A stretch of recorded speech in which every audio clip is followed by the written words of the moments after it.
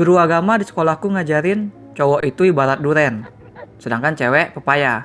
Kalau ada kecelakaan atau apapun yang menyebabkan dua buah itu beradu, maka yang rusak adalah pepaya. Makanya kita harus saling menjaga diri sendiri maupun menjaga sesama. Pepaya harus bisa menjaga diri dari duren, dan duren pun kudu bisa mawas diri untuk nggak gasak gusruk menubruk para pepaya. Aku lebih suka analogi itu daripada analogi satu lagi yang mengibaratkan cowok dan cewek itu dengan kucing dan ikan asin. Karena kucing dan ikan asin itu kayak memaklumkan sifat kucing gitu.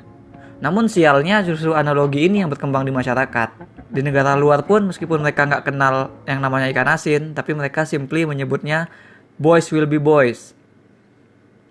Jadilah kebiasaan menyalahkan korban sebagai sebuah kultur karenanya. Korban jadi males ngaku atau ngadu gitu, karena nanti mereka sendiri yang bakal ditanya duluan. Mereka yang bakal dicurigai karena udah mancing-mancing, atau mereka dicurigai karena bohong gitu. Sedangkan bagi para cowok yang memang terbukti bersalah, ya paling cuma dipenjarakan kan. Dan bahkan membuktikan mereka bersalah itu tuh yang luar biasa nggak adilnya biasanya. Nah, kultur nggak sehat victim blaming inilah yang ditilik oleh sutradara perempuan Emerald Fennell dalam debut film panjangnya Promising Young Woman.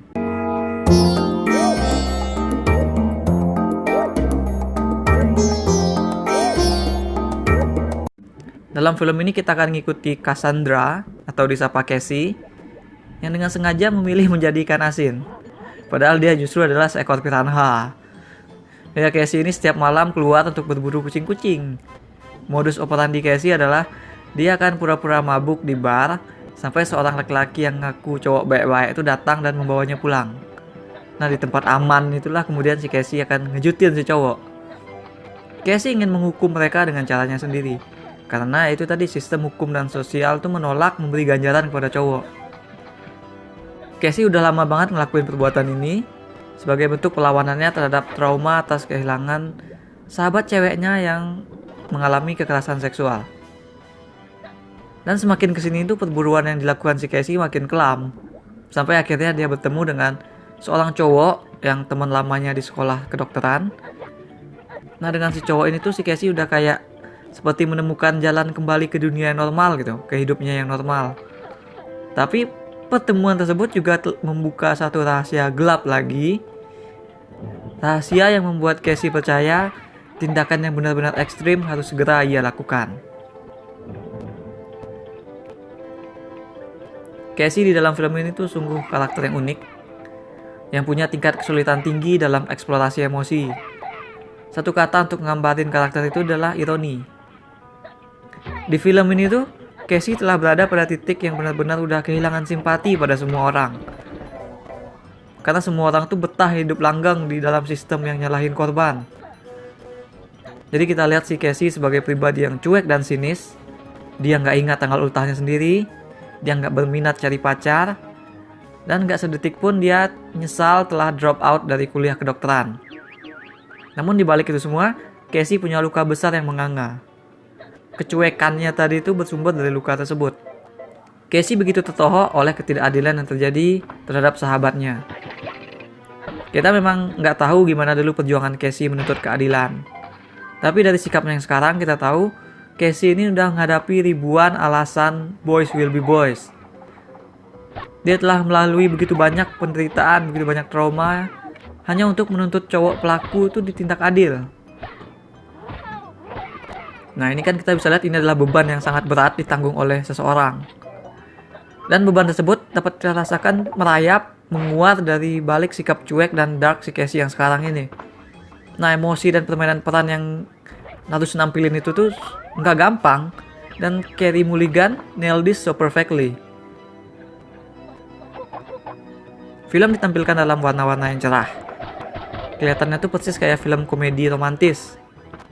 Namun di balik keceriaan dan kemeriahan visualnya, film bersuara dengan sangat lantang lewat obrolan Casey dengan orang-orang yang ia jebak. Sehingga sebagian besar adegan akan menjadi komedi yang cukup dark karena isu relevan tadi. Film ini juga gak ragu untuk membentrokkan tone. Kita akan dibuat ikut menari bersama para karakter, menari pakai lagu Paris Hilton, bayangin. Dan momen berikutnya kita dibuat merasakan karakter yang menghadapi suatu kenyataan mengerikan gitu.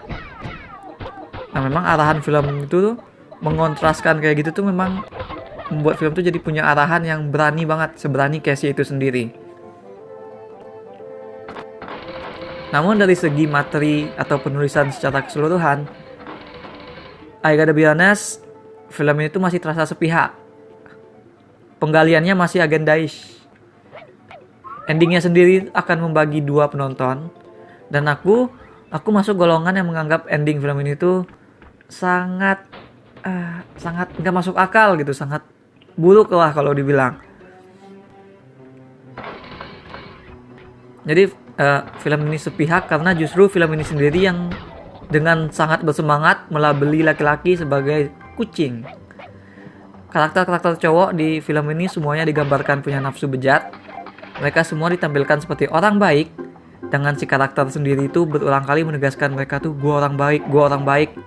Dan pada akhirnya cowok-cowok dalam film ini akan disuruh untuk mengakui bahwa mereka tuh nggak sebaik yang mereka kira, nggak sebaik yang mereka tampilkan ke orang-orang.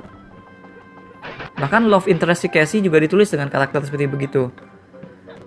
Si Casey susah untuk percaya cowok yang ia taksir tersebut udah berubah dari hatinya yang paling dalam. Nah, melihat dari sana tuh sebenarnya susah bagi kita untuk melihat apa yang sebenarnya dikejar oleh film ini. Apakah film ingin nunjukin kepada kita bahwa Casey itu salah? Karena kan selama ini Casey membuang hidupnya dan tenggelam dalam dendam, sehingga mungkin film ingin menunjukkan kalau berbuat seperti itu kita nggak akan bisa melihat orang lain dalam cahaya yang baik gitu. Atau apakah film tuh simply nunjukin semua cowok ya kucing garong gitu. Gak jelas jadinya film ini gitu.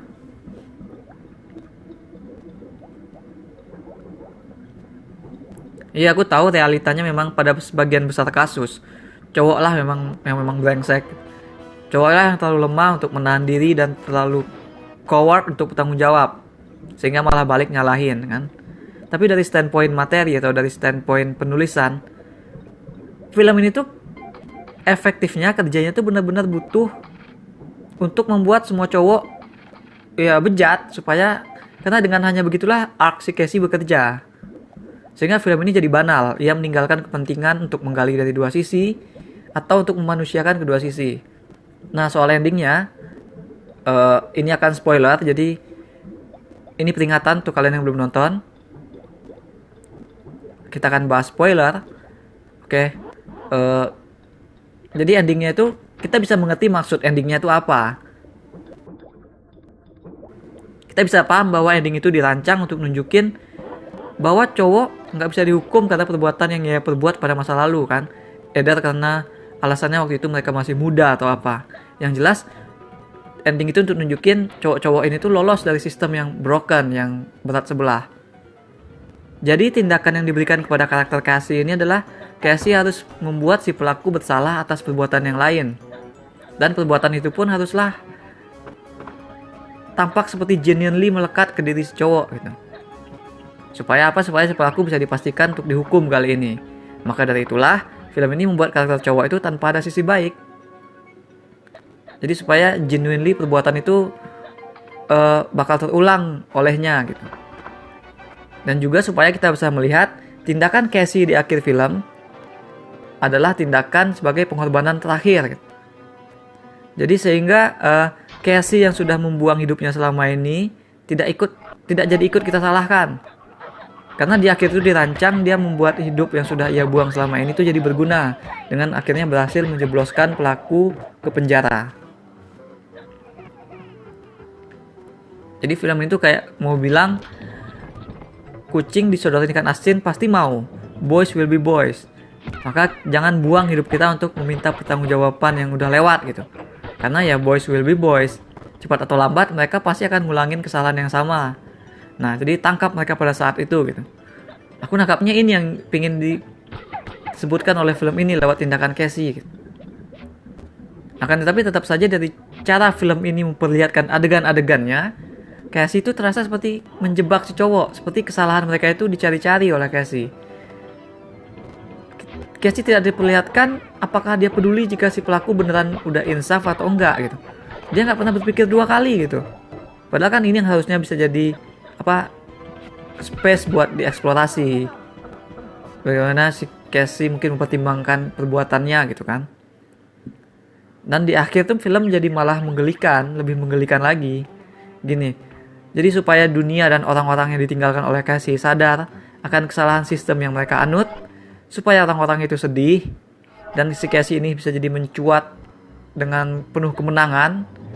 Film ini membuat ending yang konyol dengan elemen kayak pesan dari kubur gitu. Ini kocak menurutku. Aduh. Jadi Casey bisa menebak kejadian bakal seperti apa, seseorang akan berada di mana. Timing kejadian di ending itu begitu tepat ditebak dari jauh-jauh hari oleh si Casey. Ini kan over the top sekali. Udah jauh dari kesan real yang menguat kuat di balik cerita di menit-menit awal atau di menit-menit sebelum bagian 10 menit terakhir film inilah yang paling menurutku yang paling menggelikan gitu.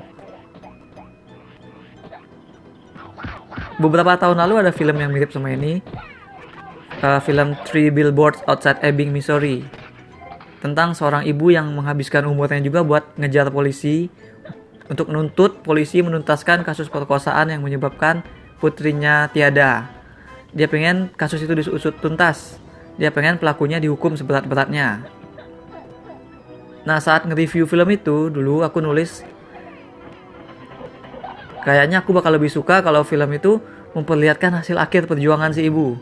Kalau nasib pelakunya tuh dituntaskan. Namun setelah nonton film Promising Young Woman ini, baru terasa betapa jauh lebih powerfulnya cerita Three Billboards tersebut dengan membuat protagonisnya mencari kedamaian bagi diri sendiri. Lebih terasa real kalau begitu. Lebih emosional dan keseluruhan filmnya pun terasa lebih important gitu. Sebagai film thriller, film ini tuh debut yang cukup promising dari Emerald Fennell.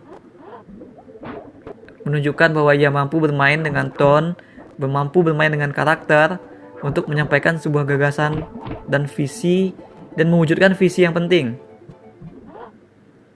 Tapi tentu saja memuat gagasan yang penting itu nggak lantas membuat film otomatis bagus. Semua itu tetap bergantung pada tulang punggung, yakni naskah.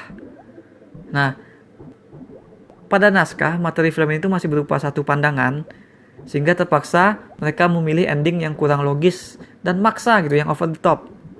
Ending film ini tuh jika dilihat dari genre-nya masih mungkin untuk disukai sebagian penonton. Gagasannya juga, hanya saja buatku endingnya ini justru break this entire film apart gitu. Mengurangi kepentingan cerita begitu drastis. Terlebih karena film ini punya pembanding yang jauh lebih real dan jauh lebih powerful. Aku berikan 5 dari 10 bintang emas untuk Promising Young Woman. That's all we have for now. Supaya pria pelaku kejahatan seksual bisa jera dan benar-benar adil hukumnya bagi perempuan, Indonesia baru-baru ini mengumumkan soal hukum kebiri. Bagaimana pendapat kalian mengenai hukuman tersebut? Share with us in the comments. Also, jika punya game yang ingin dimainkan, sebutkan juga di komen. Jangan lupa hit like dan subscribe supaya nggak ketinggalan review-review dan playthrough yang lain. Kunjungi myadressit.com untuk baca review dengan lebih detail. Thanks for watching. Remember in life, there are winners and there are losers.